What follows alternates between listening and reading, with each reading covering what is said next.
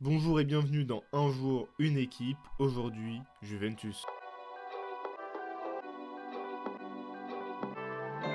Donc après un début de saison dernière difficile, Igor Tudor arrive en mars pour remettre le train en marche, et les résultats sont là puisqu'il obtient une qualification directe en Ligue des Champions. S'ensuit l'été avec quelques arrivées et notamment en attaque, et l'objectif des dirigeants c'est de faire confiance à Tudor pour amener l'équipe vers le titre. Et Tudor, c'est un coach qu'on connaît bien, notamment en Ligue 1 suite à son expérience à Marseille. C'est un coach qui a surtout comme idée de faire beaucoup courir ses joueurs. C'est aussi un coach qui aime bien faire passer la balle par son milieu de terrain pour construire son attaque, notamment par Khéphren Thuram, et qui s'appuie offensivement parlant sur un joueur dont on parlera tout à l'heure.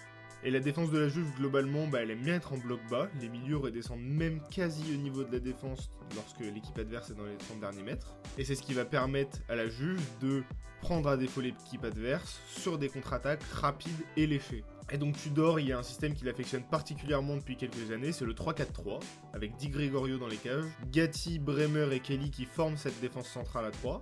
Igor Tudor, il aime beaucoup mettre Pierre Kalulu en piston droit et Cambiasso en piston gauche. Au milieu de terrain, on retrouve Locatelli et Thuram, mais McKennie a aussi beaucoup de minutes. Et devant, Igor Tudor a du choix, mais globalement les joueurs qui en ressortent, pas forcément par le nombre de minutes, mais surtout par la performance, c'est Conceição à droite, même s'il a Zegrova derrière lui.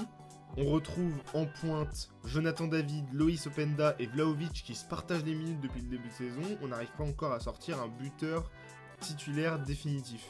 Parce qu'aucun des trois n'a, en tant que titulaire en tout cas, prouvé qu'il avait cette place indiscutablement.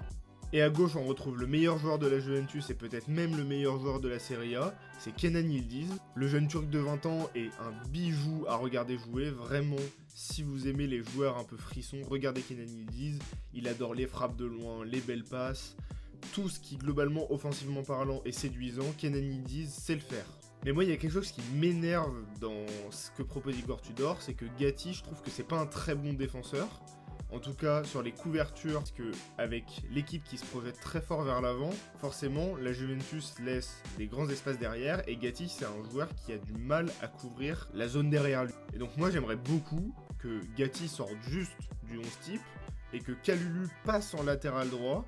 Et qui est-ce que je mettrais en piston droit ? Pour l'instant, Conceição, ça pourrait être une idée, je trouve, parce que défensivement parlant, en tout cas, c'est un joueur qui apporte énormément d'énergie. Et offensivement parlant, si on veut avoir un surnombre sur contre-attaque, c'est probablement le bon joueur, grâce à sa rapidité et sa technique. C'est un joueur qui peut apporter beaucoup et qui a un profil différent de Zegrova, qui serait du coup amené à être titulaire plus souvent en attaque. Et donc je pense que Igor Tudor, il n'a pas le choix. S'il veut maintenir sa position, il doit absolument rester dans la